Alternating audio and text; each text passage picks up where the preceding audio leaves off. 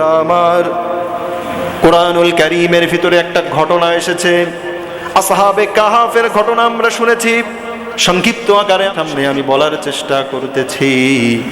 এই আসহাবে কাহাফের ভিতরে তারা 7 জন ছিলেন।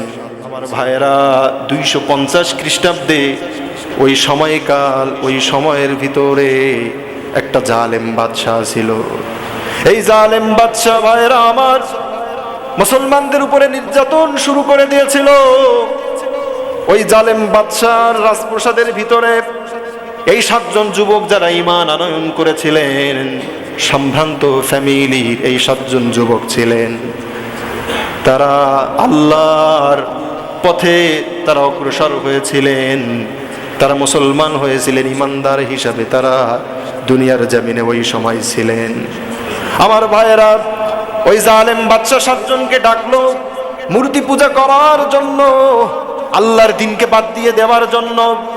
এই 7 জন যুবক ওই জালেম বাদশার ভয়ে ওই এলাকা ছেড়ে পালিয়ে তারা চলে আসলেন। চলে আসার পর বিশাল একটা পাহাড়ের নিচে তারা পাহাড়ের গুহায় আশ্রয় গ্রহণ করলেন। আমার ভাইয়েরা, তিনারা যখন আসতেছিলেন, এই আসহাবে কাহাফের সঙ্গে একটা কুকুর পাশ আসতেছিল। এই 7 জন যুবক তাড়িয়ে দিচ্ছিল, কিন্তু ওই কুকুরের জবানটা আমার আল্লাহ রব্বুল আলামিন খুলে দিলেন। জোরে বলুন সুবহানাল্লাহ। এই কুকুরটি তখন জবাব দিল, যেই ঈমানদার, যেই মুত্তাকি সালেহিনদেরকে আমার আল্লাহ রব্বুল আলামিন কবুল করেছেন, তাদের সঙ্গ আমি কেন নিব না? বলি সুবহানাল্লাহ। আমার ভাইয়েরা, এই কুকুরের কথা আল্লাহ রব্বুল আলামিন কোরআনুল কারীমের ভিতরে উঠিয়ে দিয়েছেন। ভাইয়েরা আমার, এই কুকুর ওই আসহাবে কাহাফের সঙ্গে থাকার কারণে আমার আল্লাহ রব্বুল আলামিন কোরআনের ভিতরে ওয়াদা দিয়েছেন, যখন জান্নাতে আমার বান্দা বান্দীদেরকে নেওয়া হবে, এই আসহাবে কাহাফের 7 জন সদস্যের সাথে, এই ঈমানদারদের সাথে কুকুরটিকেও আল্লাহ তাআলা জান্নাত দিবেন। সুবহানাল্লাহ। ভাইরা আমার, পার্থক্যটা হলো ঈমানদারদের সাথে বন্ধুত্ব করার কারণে, ঠিক কিনা বলেন? মুত্তাকি লোকদের সংস্পর্শে থাকার কারণে একটা নিকৃষ্টতম প্রাণী, যেই নিকৃষ্টতম প্রাণীকে আমার আল্লাহ রব্বুল আলামিন জান্নাতের অধিবাসী করেছেন। এটা দুনিয়ার জিন্দেগির কথা বলতেছি।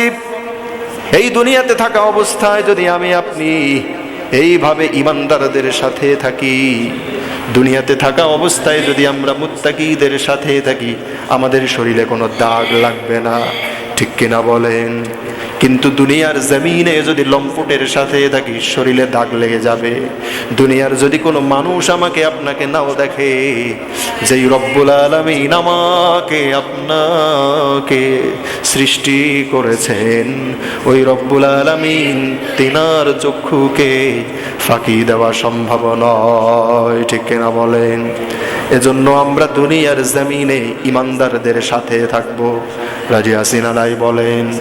দুনিয়ার জমিনে আমরা মুত্তাকিদের সাথে থাকব। দুনিয়ার জমিনে যারা নামাজি তাদের সাথে থাকব। দুনিয়ার জমিনে যারা হজ পালনকারী তাদের সাথে থাকব। দুনিয়ার জমিনে যারা আল্লাহর দ্বীনকে প্রতিষ্ঠিত করার জন্য লড়াই সংগ্রাম করে, তাদের হাতকে শক্তিশালী করব। এটা আল্লাহর ওয়াদা, এটা আল্লাহর কথা। কিন্তু এই আল্লাহর দ্বীনকে প্রতিষ্ঠিত করার জন্য আমার আপনার পয়গম্বর জনাবে মুহাম্মদুর রাসূলুল্লাহ সাল্লাল্লাহু আলাইহি ওয়াসাল্লামকে দান মোবারক শহীদ হতে হয়েছেন। তেনার মাথার ভিতরে আঘাত করে মাথার যে লোহার টুপিটা ছিল মাথার ভিতরে গেঁথে গিয়েছিল। শুধু তাই নয়, রহমাতুল লিল আলামিনের সাহাবীদেরকে এইভাবে নির্যাতন করা হয়েছিল। কিন্তু আল্লাহর দ্বীনকে প্রতিষ্ঠিত করার জন্য এই সমস্ত সাহাবায়ে কেরাম তারা দুনিয়ার কোনো মানুষের ভয়ে তারা ভয় পায় নাই, তারা শুধুমাত্র ভয় করেছে আল্লাহকে। আমার ভাইয়েরা, আমরা সেই সাহাবায়ে কেরামের অনুসারী, আমরা সেই শেষ নবী আখির জামানার পয়গম্বর জনাবে মুহাম্মদুর রাসূলুল্লাহ সাল্লাল্লাহু আলাইহি ওয়াসাল্লামের শেষ উম্মত। আমরা ভয় পাবো না।